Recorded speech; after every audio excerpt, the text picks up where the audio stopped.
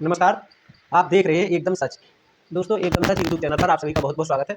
आज आपको इस वीडियो में बहुत ही महत्वपूर्ण जानकारी देंगे और बताएंगे कि जब से 1 सितंबर 2025 को माननीय सर्वोच्च न्यायालय ने शिक्षकों के लिए टीईटी अनिवार्य करने के लिए फैसला दिया है, तभी से दोस्तों शिक्षक संगठनों में और सभी आम शिक्षकों में बेचैनी बढ़ गई है।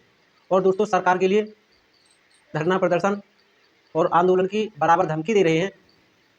और दोस्तों, साथ साथ ये भी कह रहे हैं कि इस उम्र में हम आखिर कैसे टीईटी पास कर लेंगे।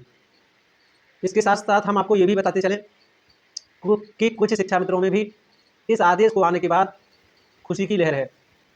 अब दोस्तों, कुछ शिक्षा मित्रों में नहीं, हम कह सकते हैं कि लगभग 80 से 90% शिक्षा मित्र ऐसे हैं कि सर्वोच्च न्यायालय ने इन शिक्षकों पर टीईटी लागू की है तो वह भी खुश हैं। और आप सोच रहे होंगे कि शिक्षा मित्र क्यों खुश हैं, तो इसका कारण ये भी है कि जब 2017 में शिक्षा मित्रों के लिए जब टीईटी अनिवार्य करके उनके समायोजन को रद्द कर दिया गया था, तो यही 80% से 90% तक शिक्षक दोस्तों इन शिक्षा मित्रों से भी ज़्यादा खुश हो रहे थे। जितने इस समय शिक्षा मित्र खुश हो रहे हैं, इससे भी बहुत ज़्यादा खुश थे और शिक्षा मित्रों की मजाक बनाते थे और सभी शिक्षा मित्रों से कहते थे कि आप कोर्ट ने अयोग्य कर दिए हो, इसलिए आपको 10,000 रुपये मिलता है। इससे कम मिलता तब भी कोई बड़ी बात नहीं थी। अब आप योग्य हो तो आपको अपनी योग्यता को टीईटी पास करके प्रदर्शित कर देना चाहिए। लेकिन दोस्तों, दुर्भाग्य की बात ये रही कि शिक्षा मित्रों ने 60,000 से ज़्यादा की संख्या में यूपी टीईटी, सीटीईटी की परीक्षा उत्तीर्ण कर ली, लेकिन उसके बावजूद भी सरकार आज भी इन शिक्षा मित्रों को इतनी महंगाई में 300 रुपये देकर ही मरने के लिए मजबूर कर रही है। और 15,000 से ज़्यादा शिक्षा मित्र इस दुनिया में आर्थिक समस्या के चलते इस दुनिया को छोड़ चुके हैं। लेकिन दोस्तों, जब यही आदेश 2025 में शिक्षकों पर लागू हो गया है, तो यही शिक्षक अपनी उम्र की दुहाई दे रहे हैं, अपनी नौकरी की बात कर रहे हैं और अपने परिवार की बात कर रहे हैं, सैकड़ों जिम्मेदारियों की बात कर रहे हैं कि ये सब करते हुए आखिर हम इस उम्र में टीटी पास कैसे कर लेंगे। और दोस्तों, अध्यादेश लाने की बात भी कर रहे हैं, जबकि इनकी जो मांगे हैं, ये सभी मांगे 2017 में समायोजन रद्द होने के बाद शिक्षा मित्रों की भी थी। लेकिन उस समय इन शिक्षा मित्रों के साथ इन शिक्षकों ने बिल्कुल भी सहयोग नहीं किया। शिक्षा मित्र तालाबंदी की घोषणा कर रहे थे और शिक्षा मित्रों के नेताओं ने तालाबंदी की घोषणाएं भी की। और दोस्तों, तालाबंदी की घोषणा के बाद शिक्षा मित्रों ने हाथ जोड़ जोड़ करके इन सभी शिक्षकों के से अनुनय विनय की कि आप पूर्ण रूप से तालाबंदी कर दीजिए ताकि सरकार हमारी सुने, आप हमारा सहयोग करें। लेकिन इन शिक्षकों ने जबरन स्कूल खोले और शिक्षा मित्रों की तालाबंदी के लिए पूरी तरह से दोस्तों असफल कर दिया। अब शिक्षा मित्रों को भी कम से कम इस बात की खुशी है कि यही आदेश अब इन शिक्षकों पर लागू हुआ है और ये तालाबंदी करेंगे, तो इनकी तालाबंदी को शिक्षा मित्रों ने भी पूरी तरह से असफल करने की ठान ली है। इसके साथ साथ दोस्तों, अभी 11 सितंबर के लिए जूनियर शिक्षक संघ के प्रदेश अध्यक्ष योगेश त्यागी जी, इन्होंने हर जिले पर प्रधानमंत्री के लिए ज्ञापन सौंपने के लिए आम शिक्षकों से अपील की है कि ज़्यादा से ज़्यादा संख्या में जिला मुख्यालयों को घेरें और उनको घेरने के बाद प्रधानमंत्री के लिए ज्ञापन सौंपें।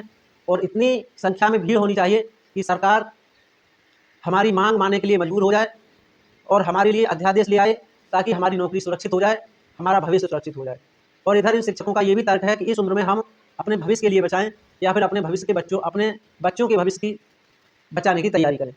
दोस्तों, यही तर्क शिक्षा मित्रों के थे और आज 2025 में यही तर्क इन शिक्षकों के हैं। लेकिन उस समय इनकी जो मांगे थी उनको शिक्षक संगठनों ने भी हल्के में ले लिया और कोई सहयोग नहीं किया। और आज भी दोस्तों, ये आदेश आने से पहले इनके यही हालात थे। इसमें शिक्षक तो थे ही, शिक्षकों के जो नेता थे उनमें हम प्राथमिकता के आधार पर आपको बताएं कि दिनेश चंद्र शर्मा जी, इन्होंने तो टीवी डिबेट में बैठ करके जिसने समायोजन रद्द हुआ था उसी दिन कहा था कि शिक्षा मित्रों का समायोजन रद्द हुआ है, कोर्ट का आदेश है, बहुत अच्छा आदेश है, इनके हटने के बाद कम से कम नए युवकों को नौकरी करने में मौका मिलेगा, उनको जब मौका मिलेगा तो शिक्षा का स्तर बहुत अच्छा होगा। जबकि दोस्तों, शिक्षा मित्र 2000 से कार्य कर रहे हैं और इस तरह का आदेश आने के बाद शिक्षा मित्रों के ऊपर भी दुखों का पहाड़ गिर गया था और शिक्षा मित्र इनसे भीख मांग रहे थे कि हमारी मदद करो। लेकिन इन शिक्षकों ने शिक्षा मित्रों की बिल्कुल एक न सुनी और आज हालात ये है कि प्रकृति ने वही आदेश इन पर लागू कर दिया।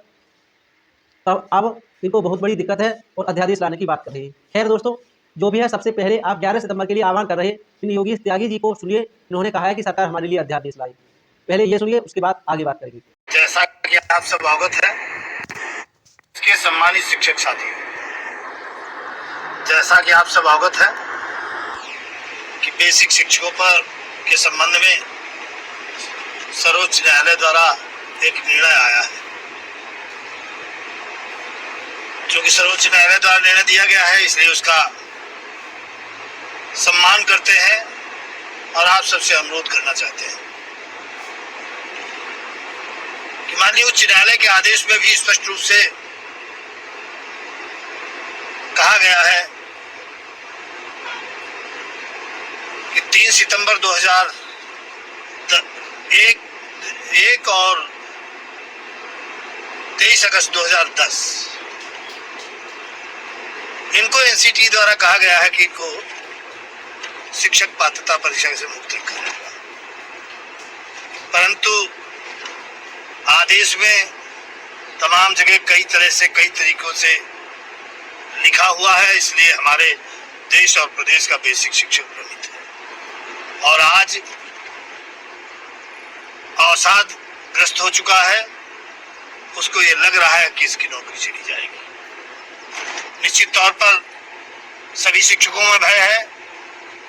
मैं आप सबसे अनुरोध करना चाहता हूं कि भारत सरकार से अनुरोध करने के लिए 11 सितंबर को देश और प्रदेश के सभी जिला मुख्यालयों पर आप सभी लोग एकत्र होकर के सम्मानित बेसिक शिक्षक साथियों अपनी ताकत का एहसास कराते हुए भारत सरकार से अनुरोध करें, माननीय प्रधानमंत्री जी से अनुरोध करें, माननीय शिक्षा मंत्री जी से अनुरोध करें, माननीय गृह मंत्री जी से अनुरोध करें कि शिक्षा अधिकार अधिनियम 2011 जब से लागू हुआ है उसके पूर्व से नियुक्त जितने भी शिक्षक हैं उनको शिक्षक पात्रता परीक्षा से मुक्त करने हेतु एक अध्यादेश ला करके कानून बनाने का कष्ट करें।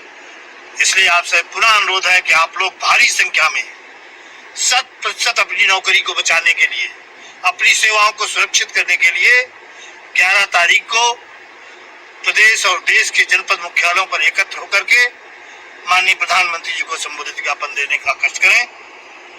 हम आपके साथ हैं, जूनियर शिक्षक संघ आपके साथ है, पूरे देश और प्रदेश का बेसिक शिक्षक आपके साथ है।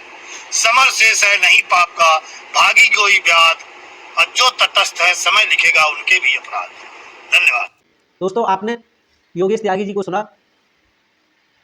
योगेश त्यागी जी को सुनने के बाद आप शिक्षा मित्रों की समस्याओं के लिए और इन शिक्षकों की समस्याओं के लिए इनका आकलन कर सकते हैं और इनका आकलन करने के बाद अपनी राय कमेंट बॉक्स में दे सकते हैं कि क्या उस समय इन शिक्षकों ने शिक्षा मित्रों के साथ जो किया वह अच्छा किया था, क्या अब शिक्षा मित्रों के लिए इन शिक्षकों का साथ देना चाहिए। और दोस्तों, हम एक बात और बता देते हैं कि हमारा किसी भी शिक्षक से व्यक्तिगत कोई द्वेष नहीं है। यह जो भी है सार्वजनिक है और सभी शिक्षकों के लिए ये नहीं है।